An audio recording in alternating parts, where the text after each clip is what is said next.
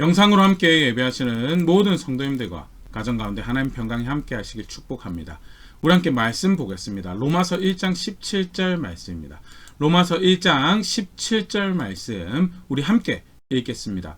복음에는 하나님의 의가 나타나서 믿음으로 믿음에 이르게 하나니 기록된 바 오직 의는 믿음으로 말미암아 살리람과 같으니라. 아멘. 사도 바울이 로마 교회에 편지하면서 편지의 대략을 담고 있는 것을 짧은 한 말씀에 소개를 하고 있는데요. 하나님의 의가 나타났다라는 말씀.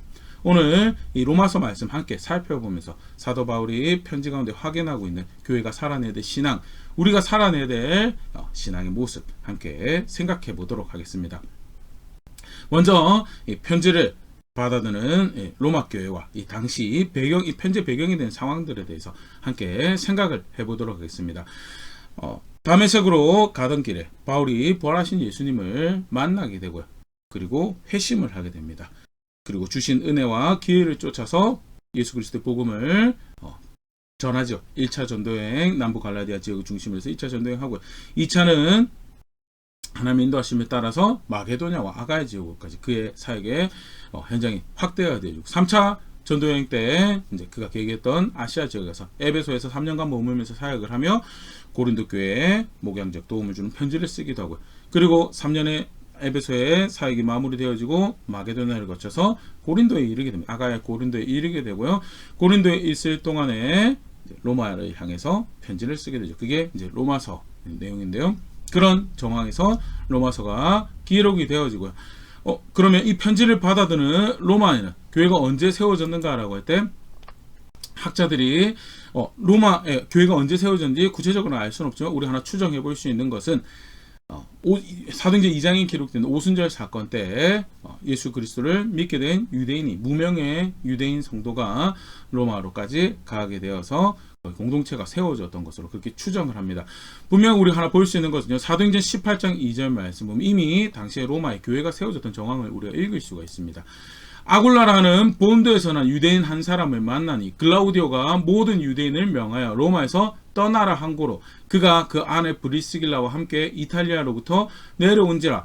바울이 그들에게 감해. 바울이 2차 전도여행 때 고린도에 있을 때 브리스길라와 아굴라와 브리스길라라는 부부를 만나게 되는데 그들이 원래 본도 출신이긴 한데 어디에 살고 있었는가? 로마에 살고 있었고 로마에 살고 있었던 그들이 어떻게 고린도까지 오게 되었는가라고 할 때 당시 황제였던 글라우디오가 유대인을 쫓아내는 그런 명령을 내렸고 그래서 아굴라 브리스길라가 고린도에 오게 되었다라는 간략한 소개의 말씀인데요. 그럼 글라우디오가 유대인을 왜 로마에서 쫓아냈는가라고 할 때 수에토니우스라는 학자가 그렇게 이야기를 하고 있는데요. 크레스투스에 관련된 일로 인하여 그들이 소요를 일으키고 갈등을 일으켜서 시끄럽게 도시를 시끄럽게 만들어서 글라우디오가 유대인들 떠나게 명령했다라고 하는 이야기가 이제 알려져 있는데요. 우리가 앞서 살펴봤지만 사도행전에 이쪽 보면 초대 교회의 가장 대표적인 첫 번째 대적자, 첫 번째 박해자가 누구였는가? 유대인들이었죠. 유대인들이 예수님이 그리스도다라고 예수님 메시아다라고 전하는 복음을 굉장히 못마땅해 했고 굉장히 열정적으로 박해를 했죠. 1차 전도여행 같은 경우에 바울이 남부 갈라디아 지역에 사역을 할 때 도시를 넘어서서 그 경계를 넘어서 쫓아와서 또 그 다음 지역에서까지 쫓아오는 그런 정황들을 읽을 수가 있는데요. 로마에서도 그런 일이 발생했고요. 로마에서 복음을 받아들였던 사람이 공동체를 이루고 또 그 가운데 담대히 예수 그리스도의 복음을 전하는데 복음을 받아들였던 유대인들이 그들을 적대하고 그 관계 가운데 소요가 갈등이 발생하고 도시가 시끄럽게 되는 일이 발생을 하는 거죠. 그래서 클라우디우스 황제가 로마에서 유대인들을 다 쫓아내게 되는 그런 정황을 보일 수 있고 이미 그 당시에는 로마의 교회가 세워져 있었더라는 거. 학자들이 추정컨대 연도는요. 클라우디우스가 유대인들을 쫓아내는 법령을 내릴 당시가 주후 49년 50년 성경 기록되어 있는 사건으로 치면요. 예루살렘 공회가 있었던 그 당시 정황이고요. 그리고 여담으로 이제 유대인들이 그렇게 쫓겨난 유대인들이 다시 로마로 돌아가는 데까지 한 5년 정도 걸렸다고 합니다. 그래서 주후 55년, 56년에 이제 유대인들이 다시 로마에 들어가서 살고요. 바울이 3차 전도 여행 때 이 로마서를 쓰게 된 그 연대가 56년, 57년 정도로 학자들이 추정을 하거든요. 그러니까 들어가서 살고 난 후에 한 1년에서 2년 정도 있다가 이제 받아들이게 된 편지가 로마 교회에 보내는 이 로마서인 것을 우리가 이제 추정해 볼 수가 있죠. 또 로마 교회는요, 바울이 신약성경에 기록된 서신들을 보면 주로 바울이 방문했던 교회, 세웠던 교회에 편지를 보내는 정황이 우리가 많이 보일 수 있는데, 로마 교회는 바울이 방문했던 적이 한 번도 없는 그런 교회로 우리가 보일 수 있습니다. 로마서 15장 22절 말씀 보면요, 그러므로 또한 내가 너에게 가려 하던 것이 여러 번 막혔더니, 바울이 방문하려고 계획은 했었지만 실제로 방문한 적이 한 번도 없었던 정황을 우리가 보일 수 있고요. 이런 이런 모습이 이제 사실 로마서 편지 안에서도 우리가 볼 수 있죠. 우리가 앞서 살펴봤던 데살로니가 전후서, 갈라디아서, 또 고린도 전후서 같은 경우에 보면 구체적인 교회의 상황에 대해서 바울이 목양적 지도를 하는 정황을 보일 수가 있는데, 로마 교회 같은 경우에는 구체적 정황이 물론 유추해 볼 수 있는 모습은 있지만 그거보다는 오히려 일반적인 서한에 가까운 그런 형태를 가지고 있는 것이, 방문한 적이 없어서 그런 충분한 관계가 만들어지지 않는 상황에서 보내고 있는 편지인 것을 이제 유추해 볼 수 있는 그런 상황이죠. 네, 장면이죠. 그러면 방문한 적이 없는 교회에 왜 바울이 편지를 쓰고 또 로마에 대해서 열정을, 마음을 가지고 있었던가라는 정황에서 보면 로마서 15장 23절 24절 말씀 보면요, 이제는 이 지방에 일할 곳이 없고 또 여러 해 전부터 언제든지 서바나로 갈 때 너에게 가기를 바라고 있었으니, 그래서 바울이 23절에 그렇게 이 지방에 일할 곳이 없고, 아까 좀 전에 얘기 드렸던 것처럼 바울이 지금 편지를 쓰고 있는 이 지방은 고린도, 좀 더 크게 보면 아가야 지역이고요, 조금 더 크게 보면 에게를 중심으로 한 바울의 주 사역, 이 반경이죠. 근데 실제로 로마 제국의 동쪽에 바울이 열심히 사역을 했고 이제 서쪽으로 이제 가려고 하는 그런 정황인 것을 볼 수 있고, 언제든지 서바나로 갈 때 서바나는 지금의 스페인이죠.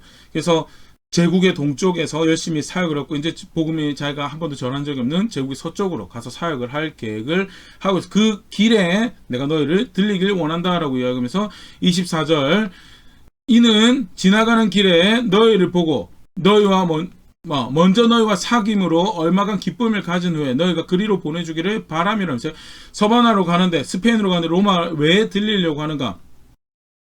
그 전에 바울이 1차, 2차, 3차 이제 대국의 동쪽에서 사역을 할 때 그 전도여행 가운데 바울을 지원하고 후원하고 함께했던 교회가 시리아의 안디옥 교회죠. 굉장히 큰 사역을 감당을 했었었는데요.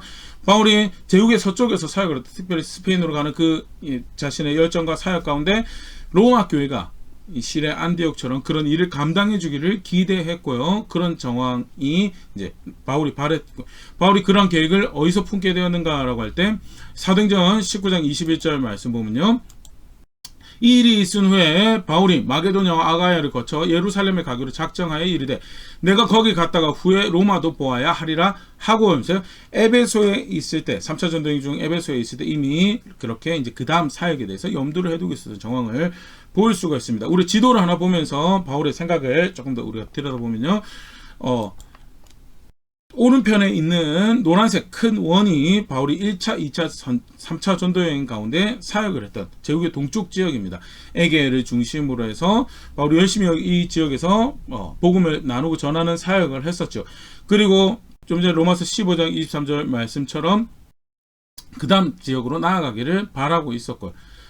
그 다음에 소위 당시 세계에서 2에서 지도를 보고 있는데, 이 당시 로마 세계죠. 로마 세계에서 땅끝이라고 일컬어진 지역이 어디냐? 그게 스페인이죠. 스페인으로 노란색 화살표를 따라서 이제 쭉 가려고 합니다. 그런데 그런 와중에 이제 제국의 핵심되는 도시죠. 로마가 이 바울의 그 다음 사역에 동역자를 함께하길 바라는 마음이 있었고요. 그래서 로마 교회에 이런 편지를 하게 됩니다. 편지를 해서 편지로 복음의 기초적인 내용들을 쭉 확인하면서 그 로마 교회가 바울의 사역을 위해서 준비되어지는 그런 자리에 있을 수 있도록 했다라는 것이 학자들이 추정하는 로마서의 바울의 이 의도 중에 하나고, 아까도 이야기 드렸던 것처럼 방문한 적이 없는 교회의 굉장히 긴 편지죠. 세세한 부분은 잘 모르지만 그래도 이게 예수 그리스도가 사도들에게 전해준 복음, 이게 우리가 믿는 바다라는 것을 로마 교회가 인지하고 그 가운데 그래서 자랑할 복음을 바울이 오면 우리가 함께 나머지 서쪽에 알리는데 그 일을 우리가 함께 하겠습니다는 그런 자료 나오기를 바로 일종의 초청이기도 하고, 더불어서 하나 더 우리가 볼 수 있는 게 바울이 로마서 15장 23절에 그런 이야기를 합니다. 그러나 이제는 내가 성도를 섬기는 일로 예루살렘에 가노니, 이제 아까도 우리가 봤지만 바울이 계획이 마게도냐, 에베소를 떠나서 마게도냐와 아가야 지역 다음에 예루살렘에 가는데요. 예루살렘에 갈 때 당시 예루살렘이 기근으로 해서 가난과 궁핍을 경험하고 있었고요. 마게도냐와 교회와 아가야 교회에서 모아주는 헌금을 이제 예루살렘 전달하려고 하죠. 근데 예루살렘에 가는 일을 앞두고 그 다음에 바울이 15장 32절 이렇게 이야기를 하는데요. 나로 유대에서 순종하지 아니하는 자들로부터 건짐을 받게 하고 또 예루살렘에 대하여 내가 섬기는 일을 성도들이 받을 만하게 하고 하면서, 바울이 예루살렘으로 가는데 그 예루살렘의 유대 땅에 누가 있느냐? 복음에 순종하지 않는 자들이 있다는, 아까도 얘기 들었던 것처럼 첫 박해자들이, 첫 억압하는 무리들이, 교회를 대적하는 무리들이 누구였는가? 유대인들이었죠. 믿지 않는 유대인들이었고.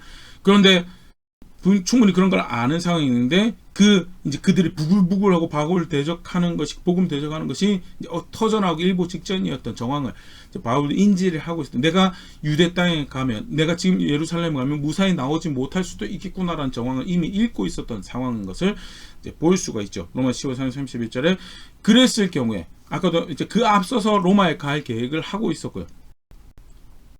바울이 이 로마서에 보내는 서신 가운데는요, 로마 교회가 그 다음 사역에 위해서 준비되어지기 원하는 그런 저항도 있지만요, 혹 바울이 예루살렘에 가서 그 다음 여정을 이어가지 못할 때, 로마로 가고 서방 스페인으로 가는 그 여정을 이어가지 못할 때, 제국의 한 중심에 있는 주요 도시인 로마가 바울로부터 이게 예수 그리스도가 전해준 복음이구나라는 서한을 가짐으로 해서, 그것이 그들의 신앙의 기초가, 교회의 기초가 되는 것을 통해서 그 영향력으로 해서 복음을 접하게 되는 이들이 견고하게 복음 가운데 세워지길 바라는 그런 기대가 있었던 정황. 그래서 우리 쭉 보면 아까도 얘기 드렸던 것처럼 문제에 대한 답을 주는 목양적 서신이라기보다는 서한에 가까운, 일반적인 서한에 가까운 그런 뉘앙스를 취하고 있는 것이 이런 배경에서 로마서가 작성되어서 그렇다라는 것.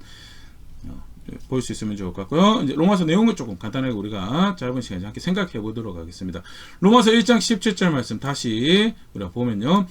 복음에는 하나님의 의가 나타나서 믿음으로 믿음에 이르게 하나니 기록된 바 오직 의인은 믿음으로 말미암아 살리람과 같은 일을 하면서, 바울이 그 앞에 이제 인사말도 등장을 하고요. 또 감사한 내용도 등장하는데요. 바울이 로마 교회 편지하면서 분명히 무엇을 하게 하는가? 복음에는 하나님의 의가 나타났다는, 복음에는 하나님의 의가 나타났다. 그러면 하나님의 의가 어떻게 나타나는가라고 할 때, 일반적으로 사실 하나님의 의라고 하는 단어는요, 하나님의 정의죠.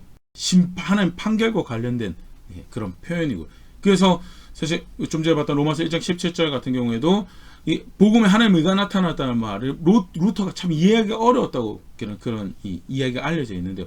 아니면 하나님의 의하면 바울이 로마서 1장에서 확인하는 것처럼 하나님 앞에 합당한 사람이 없다라는 그런 결론이 나타날 수밖에 없다. 실제로 바울이 거기서부터 출발을 하죠. 우리는 다 하나님의 앞에서 보편적으로 문제를 가지고 있는 사람들이다. 로마서 1장 21절 하나님을 알되 하나님을 영화롭게도 아니하며 감사하지도 아니하고 오히려 그 생각이 허망하여지며 미련한 마음이 어두워졌나니, 이러면서 만들어진 세상 안에서 보면 충분히 창조하신 하나님의 전대자의 손길을 알아서 그 분에 대한 존중과 감사를 표현할 수 있는 것이 하나님께서 만드신 세상 안에 우리에게 나타내신 바다라는 거죠. 그런데 만들어진 피조물이 그 놀라운 질서 가운데 생명을 이어가면서도 불구하고 충분히 그에게 감사하지 않고 존중하지 않는 문제가 있다라는 거죠. 그런 문제적 모습을 가지고 있어. 그 실제적인 문제적 모습의 결론이 무엇인가라고 할 때 로마서 1장 32절 그들이 이 같은 일을 행하는 자는 사형에 해당한다고 하나님께서 정하심을 알고도 자기들만 행할 뿐 아니라 또한 그런 일을 행하는 자들을 옳다 하느니라. 쉽게 말해서 하나님 죽는다고 한 일에 대해서 죽는다고 여기지 않는 거예요. 학자들이 창세기 1장에서 3장의 내용을 바울이 아주 창의적으로 또 이방인들이 이해할 수 있는 방식으로 소개했다라고 그렇게 표현을 하기도 하는데요. 감사해야 되고 존중해야 돼. 하나님 분명히 계신다. 그런데 그에게 충분히 감사하지 않고 충분히 감사하지 않은 자세에서 가진 것이 어떤 결과로 이어지는가. 그가 죽는다고 했는데 죽는다고 한 것을 죽지 않는다고 하면서 어거지로 자신의 마음에 기쁨이 되도록 정욕을 쫓아 그렇게 따라가더라는 그것이 보편적인 문제고, 그 가운데 유대인들 같은 경우에는 우리는 선택받았고 우리는 법을 가지고 우리는 그래도 그나마 괜찮지 않습니까? 라고 이야기하는데 너네도 별거 없다라는 것이 로마서 2장의 내용이죠. 로마서 2장 25절 네가 율법을 행하면 할례가 유익하나 만일 율법을 범하면 내 할례는 무할례가 되느니라면서 선택도 하나님 선택의 대표적인 표가 안식일과 할례죠. 그런데 우리는 안식일도 가지고 있습니다. 할례도 가지고 우리는 법도 가지고 있습니다라고 하는데 문제는 뭐예요? 그거 가지고 하나님 말씀 따라 살지 않지요.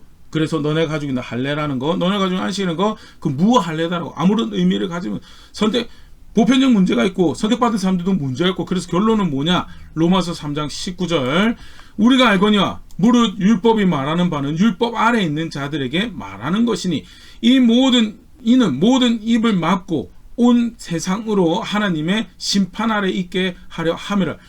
율법이 있든 없든 율법이 있는 자들도 그렇고 마찬가지지만 모든 세상이 온 세상이 하나님 심판 아래 있다라는 것이 우리의 현 주소다라는, 다르게 표현하면 하나님 의에 처절하리만큼 이르지 못하는 그런 저주 가운데 살아가는 것이 현재 우리의 모습인 거에 대해서, 그게 바울이 로마 교회에 현재 첫 번째 확인하고 있는 대표적인 한 조각이죠.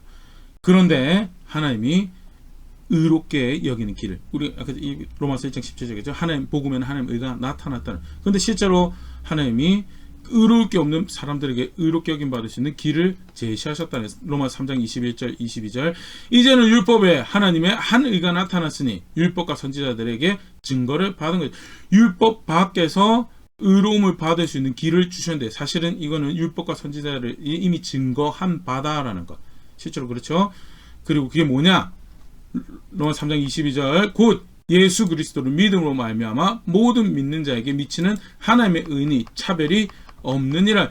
율법 밖에 의가 주어지고 그것은 예수 그리스도고, 예수 그리스도를 믿는 자에게 의롭게 여김 받을 수 있는 길을 우리에게 주셨다는.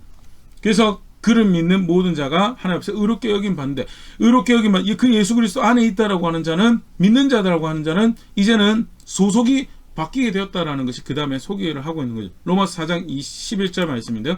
그가 할례의 표를 받은 것은 무할례시의 믿음으로 된 의를 인친 것이니 이는 무할례자로서 믿는 모든 자의 조상이 되어 그들도 의로 여기심을 얻게 하려 하심이라 하면서 41절에 우리가 지금 보고 있는 말씀에 여기서 그는 아브라함은 언약의 약속의 하나님, 소위 말하는 하나님의 사람의 대표적인 인물이죠. 근데 그가 하나님 백성으로 표를 받은 것은 언제 받은 것은 할례가 없을 때 받은 거죠. 믿음으로 의롭게 인천이, 그렇기 때문에 그 믿음으로 믿는 모든 대상이 주상이 된 것이고, 아까 우리가 봤던 예수 그리스도 믿음으로 의롭게 된 자들의 조상이 되어진 게 누구냐? 아브라함이고, 예수 그리스도를 믿음으로 의롭게 되어서 하나님 백성 된 사람들은 다 누구냐? 언약의 후손인 아브라함의 후손이 되는 자리에 이르고, 예수 그리스도를 믿는 것으로 우리가 새로운 소속이 되었다라는 것을 이제 로마 4장에 이런 식으로 표현하면서 의롭게 된, 새롭게 된 사람에 대해 지속적으로 이제 바울이 설명을 이어갑니다. 다시 한 번 더 로마서 5장 17절에 바울이 그 새롭게 하신 방편에 대해서 이야기를 하는데요. 로마서 5장 8절 우리가 죄인되었을 때 예수 그리스도를 우리를 주심으로, 우리 대신에 죽으심으로 하나님 사랑을 보이셨다라는 것, 그게 우리를 새롭게 하신 방편으로 다시 이야기를 하고 있는 거죠. 로마서 5장 17절 한 사람의 범죄로 말미암아 사망이 그 한 사람을 통하여 왕노릇 하였은즉 더욱 은혜와 의의 선물을 넘치게 받은 자들은 한 분 예수 그리스도를 통하여 생명 안에서 왕노릇 하리로다. 하나님 의에 미치지 못해서 죄인이라고 정죄함을 받아서 죽을 일만 남았던 사람이 예수 그리스도 안에서 생명으로 이어지게 되고 생명 안에서 살게 되었다라는 것을, 예수 그리스도가 놀라운 구원의 의롭게 하심의 새로움의 방편인 것을 다시 한번 확인하면서 예수 그리스도뿐만 아니라 그를 믿는 믿음, 그걸 이제 로마서 6장 4절에 침례를 이제 대표적인 비유로 해서 이야기를 하는데요. 그러므로 우리가 그의 죽으심과 합하여 침례를 받음으로 그와 함께 장사되었나니 이는 아버지의 영광으로 말미암아 그리스도를 죽은 자 가운데 살리신 것 같이 우리로 또한 생명 가운데서 행하게 하려 함이라 하면서 예수 그리스도와 그를 믿는 것으로 새롭게 되어지고 예수 그리스도와 그를 믿는 것으로 의롭게 되어지는 것이 복음 가운데 나타난 하나님의 은혜. 계속해서 이제 설명이 이어갑니다. 그렇게 의롭게 되었으면, 새롭게 되었으면 그 상태가 바뀐 거다. 새로운 상태에 대해서 로마서 6장 11절에 이렇게 설명을 합니다. 이와 같이 너희도 너희 자신을 죄에 대하여는 죽은 자요 그리스도 예수 안에서 하나님께 대하여는 살아있는 자로 여기지어다. 예수 그리스도 안에서 의롭게 된, 새롭게 된 상태가 뭐냐?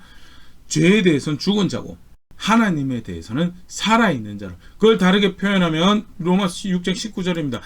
바울의 표현이 굉장히 흥미로운데요.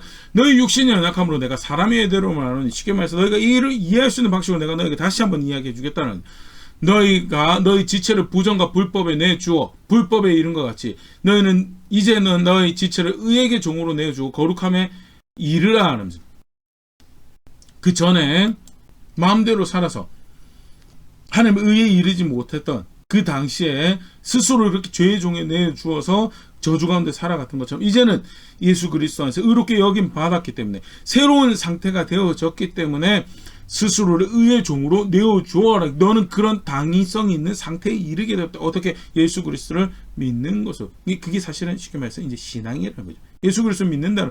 그가 나를 의롭게 하신 구원의 주입니다라고 믿는다라고 한다면 그에서 의롭게 된 상태가 된 것처럼 죄에 대해서는 죽고 부정과 불법에 대해서는 죽고 거룩함을 쫓고 의의 종으로 살아가는 것이 새롭게 하신 상태로 우리가 살아가야 돼. 마땅히 살아가야 돼. 바다는.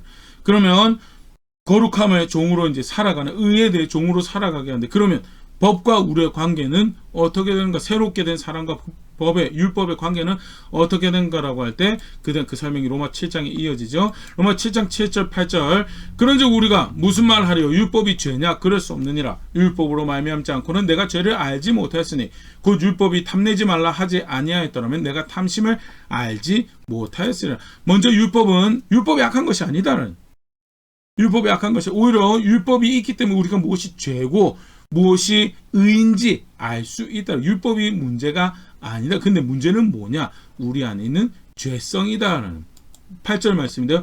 그러나 죄가 기회를 타서 계명으로 말미암아 내 속에서 온갖 탐심을 이루었는데 이는 율법이 없으면 죄가 죽은 것입니다. 분명한 기준이, 의의 기준이, 죄의 기준이 율법으로 해서 주어지고 나면 마음에서 그것을 기뻐하여 따를 줄 알았는데 실상 그렇지 않더라는, 그게 내 속에 있는, 우리 속에 있는 죄죠.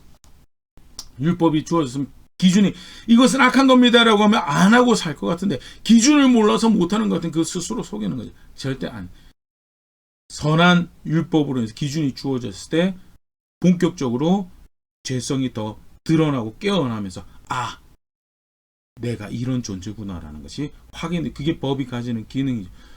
그래서 로마서 7장 21절에 바울의 고백입니다. 그러므로 내가 한 법을 깨달았노니 곧 선을 행하기 원하는 나에게 악이 함께 있는 것이로다라는, 선을 행하기 원하는데 실제로 악이 함께 있더라라는 거예요. 죄성이 있더라라는 거에 대해서 어떻게 보면 굉장히 역설적이죠.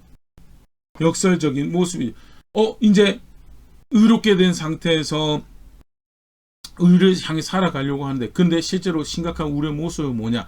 우리의 심각한 모습은 사실 악이 있는, 죄성이 더 빠르고 그 습관을 쫓아 살아가는 게 더 빠른 존재가 우리더라라는 거에 대해서 간단하게 지금까지 살펴본 요약을 좀 해보면요.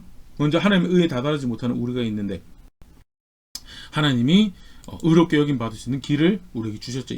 아들 예수 그리스도와 그를 믿는 믿음으로 의롭게 여기고, 그를 믿는 것으로 인해서 우리가 하나님 백성 된다라는 것이, 언약의 후손이 된다라는 것이 로마 4장 말씀이라면요.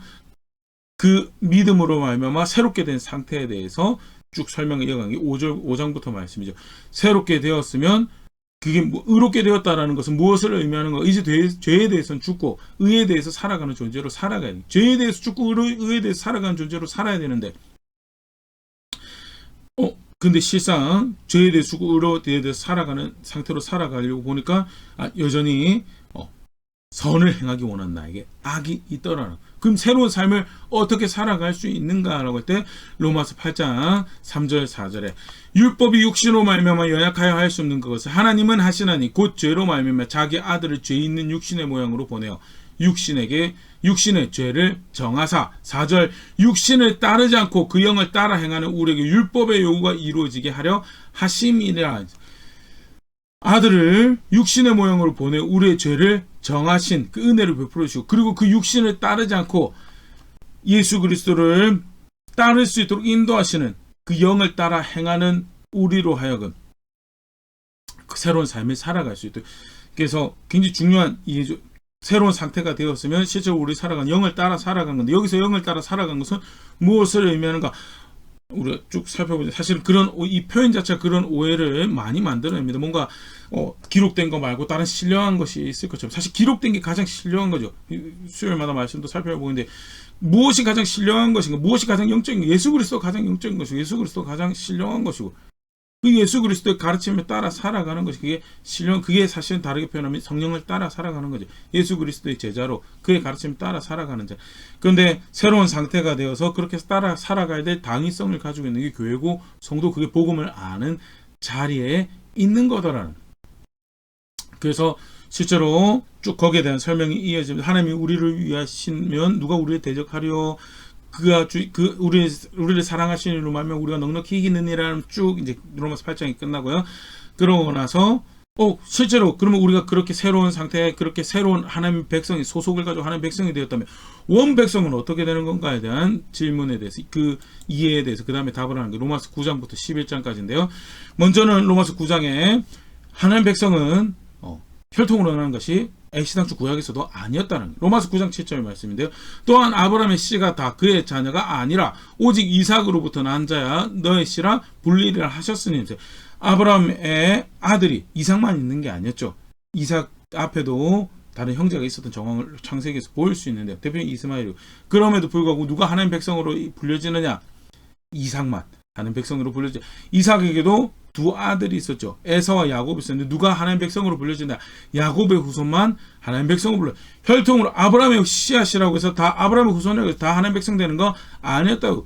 혈통으로 애시당 구약에서도 혈통으로 하나님 백성 되는 거 하나님 선택과 믿음의 화답 가운데 하나님 백성으로 살아가는 것들이 고백되어서 현재 그러면 현대 유대인들, 현대 이스라엘 백성들은 어떠냐? 우리가 그렇게 예수 그리스도 믿음으로 하나님 백성 되었다라고 하는데 현대 이스라엘 바울이 기록할 당시 현재 로마서 기록할 당시 이스라엘 백성들 로마서 10장 2절 내가 증언하노니 그들이 하나님께 열심히 있으나 올바른 지식을 따른 것이 아니니라.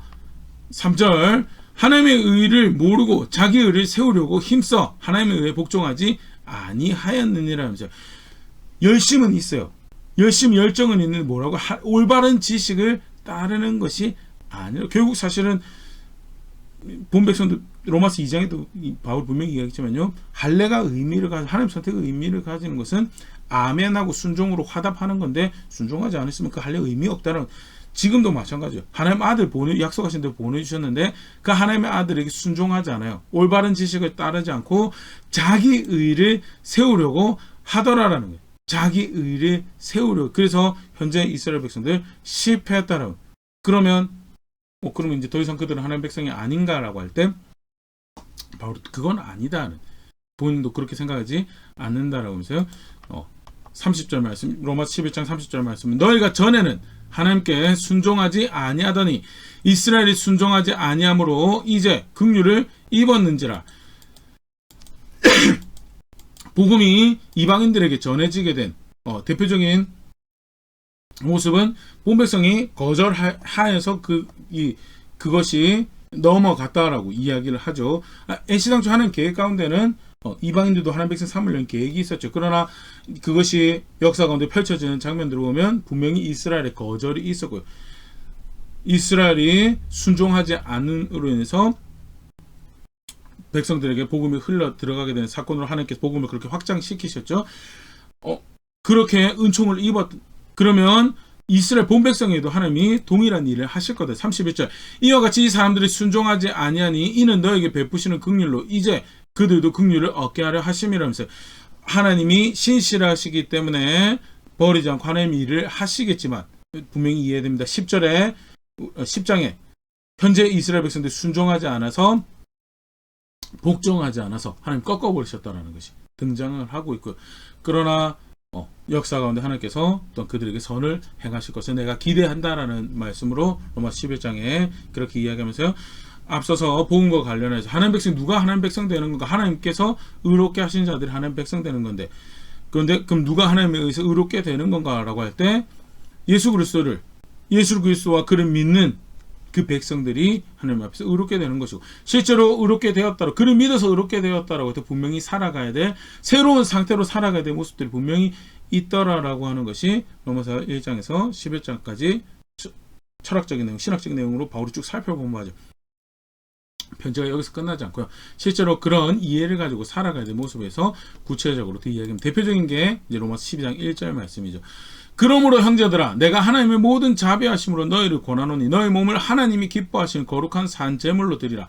이는 너희가 드릴 영적 예배니라. 하나님의 의에 이르지 못할 하나님의 의에 다다르지 못할 너희를 하나님이 이런 크신 자비하심으로 너희를 이끌어내셨고 인도해 오셨고 그 가운데 너희가 살아가고 그래서 내가 너희를 그 모든 자비하심 근거로 권한다라고. 너희가 이때까지 이제부터는 살아가야 될 모습이 뭐냐?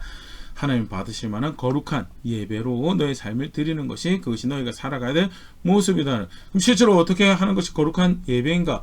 거룩하게 연주하고 거룩하게 노래를 부르고 그게 거룩한 예배라고 이야기하는 게 아니죠. 생각을 새롭게 해서 무엇이 하는 기뻐하신 뜻인지 분별하는 것이 1차적인 이야기로 2절에 이야기를 하고 있다면요.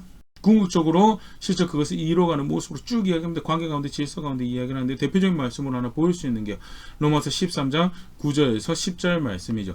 간음하지 말라, 살인하지 말라, 도둑질 말라, 탐내지 말라 한 것과 그 외에 다른 계명이 있을지라도 내 이웃을 내 자신과 같이 사랑하라 하신 그 말씀 가운데 다 들었느니라. 율법의 가장 거룩함의 가장 기본적인 프레임워크이죠. 구조라고 그 기둥이라고 이야기할 수 있는 십계명. 근데 그 십계명 말씀 사실 이웃을 사랑하라고 하신 그 말씀 가운데 다 들어있는 거다. 그러면서 10절에 이렇게 얘기합니다. 사랑은 이웃에게 악을 행하지 아니하나니 그러므로 사랑은 율법의 완성이니라.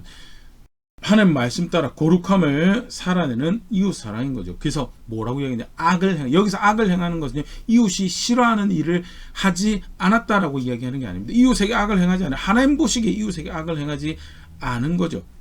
그래서 뭐라고 했냐면 하나님 말씀하신 법을 이루는 살인하지 말라, 간음하지 말라, 도둑질하지 말라, 탐내지 말라가 다 포함된 사랑이고 그 사랑은 율법의 완성이라고. 첫 번째 바울이 분명히 이야기하는 게 로마서 12장 13장에서 이야기하는 게 교회가 드릴 영적인 예배는 교회가 드릴 거룩한 예배는 그 모든 놀라우신 자비하심을 아는 교회가 드릴 영적 예배의 대표적인 모습은 보편적 이해는 뭐냐? 악을 행하지 않는 사랑을 행하는 거예요. 무관심으로 악을 행하지 않고요. 집착해서 악을 행하지 않고요. 이기심으로 악을 행하지 않고요. 악을 행하지 아니하고 이웃 사랑하는 자리에 있는 것이 그것이 교회가 고백해야 될 영적 예배고 실제로 그 핵심적인 이해는요. 그 다음에 로마서 14장 15장에 계속 그 이야기가 이어지는데요. 7절 너희 우리 중에 누구든지 자기를 위하여 사는 자가 없고 자기를 위하여 죽는 자도 없다라고. 자기를 위해 살지 않는다라고. 교회는 더 이상 성도는 자기를 위해 사는 사람이 아니다라고 하면서요. 8절 우리가 살아 주를 위하여 살고 죽어도 주를 위하여 죽나니 그러므로 사나 죽으나 우리가 주의 것이로다. 이게 교회가 추구해야 될 성도가 추구해야 될 핵심적인 가치죠. 주를 위해서 하나님의 영광을 받으시고 하나님 뜻이 이루어지고 하나님 기뻐하시는 것 주를 위해서 살고 주를 위해서 죽고 그 대표적인 모습이 그래서 악을 행하지 않는 사랑을 행하는 것. 악을 행하지 않는 사랑. 그래서 좀 사실 조금 더 구체적으로 볼 수 있으면 좋을 것 같습니다. 로마서 12장에서 15장의 내용을 보더라도 로마 교회가 당시 사실 바울이 이미 제국의 동쪽에서 사역할 때 경험해봤던 바죠. 유대인하고 이방인 성도, 유대인 성도와 이방인 성도 사이에 가지고 있던 갈등, 또 질서에서의 갈등들, 여러 가지 이해 가운데 무엇이 하나님 기뻐하시는 선하신 뜻인지에 대해서 하나님은 악을 행하지 않는 사랑을 원하신다고. 그렇게 하나님 뜻이 이루어지는 삶을 살아가는 것이 실제로 그게 영적인 예배고 거룩한 산제물로 자신을 드리는 거다. 그리고 무엇보다 그 궁극적인 깊숙하게 뿌리를 가지고 있는 핵심적인 가치는 뭐냐? 주를 위함. 주를 위해서 살아도 주를 위하고 죽어도 주를 위하고 그가 영광을 어떻게 하면 받으실 건가, 그 고민 가운데 살아가는 것이 그 자비하심을 아는, 그 구원을 아는 백성이 살아가는 모습이다. 짧게 우리가 로마서 1장에서부터 16장 말씀 간단하게 살펴봤는데, 아까 잠깐 이야기 드렸던 것처럼 복음의 전반에 대해서 확인을 하고 있습니다. 무엇이 예수 그리스도의 복음인가? 우리가 받은 복음인, 그것은 의롭게 여김 받을 자격이 없는 사람이 의롭게 여김 받았다라는. 그래서 바울의 이해 가운데 우리가 교회가 성도가 살아가야 돼, 갖춰야 될 대표적인 자세는요, 우리는 자격 없는 자가 빚져서 살고 있는 자리에 있다. 자격 없는 자가 빚져서 살아가고 있는 자리. 그것은요, 어제 예수님을 믿었던, 10년 전 예수님 믿었던지 30년 전, 40년 전 교회를 무려 60년 이상 다녔다라고 하더라도 분명히 가지고 있어야 될 자세가 뭐냐? 나는 빚져서 구원받았다는. 나는 빚져서 구원받았다. 어떻게 해서든 그렇기 때문에 빚진 자의 자세를 가지고 살아야 되는 것이 복음을 아는 사람이다는. 바울 로마 교회가 그런 교회이길 바라고, 그렇기 때문에 그 예수 그리스도가 기뻐하신 길로 초청하는 그 자리에 함께 서는 교회가 되길 바랬죠. 나아가서 두 번째, 빚져서 구원받았는데 그렇게 해서 의롭게 여김 받은 자리에 있다는. 의롭게 여김 받았으면 실제로 그 새로운 소속과 새로운 상태와 그 새로운 이해를 가지고 살아가야 되는 자리에 있다는. 이전에 익숙하게 살아가던 정욕을 쫓아가고 부정한 것을 쫓아 불의를 쫓아가든 불법을 쫓아가든 그런 자리에 살 수 없다. 그것을 추구하고 그것을 기뻐하는, 다르게 표현하면 자기 자신을 기뻐하던 자리에서 그렇게 살아갈 수 없다. 스스로를 어떻게 해서는 의의 종으로 내어주고 거룩함에 따라 살려고 하는 자리에 있는 것이, 그게 새로운 소속과 새로운 상태를 가지고 새로운 삶을 살아가는 모습, 그게 믿는다라는 자리죠. 믿는. 그리고 그게 구체적인 모습으로 뭐예요? 악을 행하지 않고 이웃 사랑하는 자리. 그게 구체적으로 뭐 어떤 자리냐? 어떻게 쓰면 주가 영광을 받고 주를 위하는 자리, 그것에 가치를 부여하고 살아가는 자리에 있는 것이다. 그게 로마 교회를 보낸 서신을 통해서 다시 분명히 우리가 확인할 수 있는 바인데요. 말씀 앞에서 다시 간단하게 한번 스스로 돌아보고 수 있으면 좋을 것 같습니다. 사랑하셔서 우리를 위하셔서 구원의 은혜를 베푸신 놀라운 하나님에 대해서 믿음으로 의롭게 되신 놀라운 신비를 깨닫게 하는 책으로, 사실 로마서 굉장히 유명하죠. 그런데 그것만 이야기하고 있는 게 아니에요. 실제로 그렇게 믿음으로 의롭게 됐다라고 한다면 어떤 얘기느냐? 가난한 마음에서 내가 내 덕으로 구원받은 게 빚진 자의 자세가 있어요. 사람에 대한 빚도 굉장히 중요합니다. 내가 복음을 받아들이니까 수고한 모든 이들에 대해서 내가 그렇기 때문에 나도 누군가를 위해서 기꺼이 나를 드린 자리에 있어야 되겠다. 그 자세도 굉장히 중요하지. 그러나 그것부터 앞서서 도무지 다다를 수 없는 그 높으신 의로움에 의롭게 여김 받을 수 있는 은혜를 베푸신 하나님 계시고, 그 일을 겸손하게 성취하셔서 우리 구원이 되신 예수 그리스도 계시고, 그렇다고 한다면 놀라운 빚을 지고 놀라운 사랑의 빚을 지고 살아가는 나입니다. 우리입니다. 마땅히 사랑해야 될 책임과 의무를 가지고 그 사랑을 어떻게 해서는 전해주고 쥐어줘야 될, 그렇게 우리가 마음과 생각에 우리 손에 쥐어 받음을 당했기 때문에 그런 자세를 가지고 있어요. 나는 어떤 자세로 살아가고 있나? 너무 당당하다 못해 마치 이제 하나님한테도 내가 뭔가 청구할 것이 있는 것처럼 살아가고 있다면 굉장히 사실은 전해받은 복음이 아니죠. 말씀을 다시 한번 돌아볼 수 있습니다. 나아가서 실제로 그렇게 가난한 자, 빚진 자의 자리에 있다면요, 그렇게 해서 의로움 여기 받았다는 자리에 있으면 실제로 살아가야 돼 분명히 다른 모습, 새롭게 되었다는 또는 의롭게 되었다는 표현을 반복적으로 바울이 로마 교회에 확인하고 있는데, 그거는 새로운 소속을 가지게 됐고 새로운 상태를 가지고, 그렇기 때문에 새로운 삶을 살아야 돼. 죄에 대해서는 죽고 하나님에 대해서는 살아있는 자로, 이전에 불법을 쫓아가던 자리에서 자기 욕심 쫓아 이기적인 욕심 쫓아가서 살아가던 자리에서 악을 행하지 않으면서 사랑하는 자리에서, 필요하다면 진리를 해야 하는, 악을 행하는 것이 아니라면 양보도 해줄 수 있고 관용도 해줄 수 있고, 그러나 악을 행하지 않기 위해 치열하게 거룩함을 추구하고 살아가면서 그렇게 하나님 방식으로 사랑하는 자리에 있는 것, 하나님 기뻐하신 뜻을, 그게 내가 살아가는 모습입니다. 어떻게 해서는 그렇게 주를 위해 살고 주를 위해서 죽는 자리에 있길 바랍니다. 살아가는 그게 신앙인데, 나는 어떻게 내 신앙 고백하고 내가 의롭게 되었으면 고백하고 살아가고 있는지 말씀 앞에 다시 점검해 볼 수 있으면 좋을 것 같고요.